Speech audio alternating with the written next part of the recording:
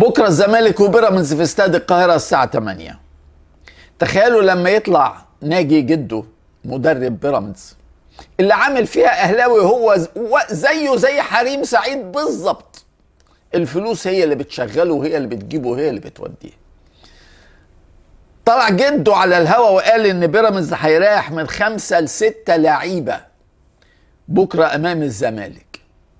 بيقول مصابين، هم مش مصابين، لا هم زي الفل، بس بيراميدز خايف ان اللعيبه دي تاخد الانذار امام الزمالك فيتوقفوا امام الاهلي. محمد الشيبي وزلاكا ووليد الكرتي وفيستون مايلي ومصطفى زيكو ومروان حمدي واحمد سامي، مجموعه كبيره من لاعبي بيراميدز عندهم انذارين، والانذار اللي جاي يوقفه. حاجه جديده في تاريخ التواطؤ في كره القدم.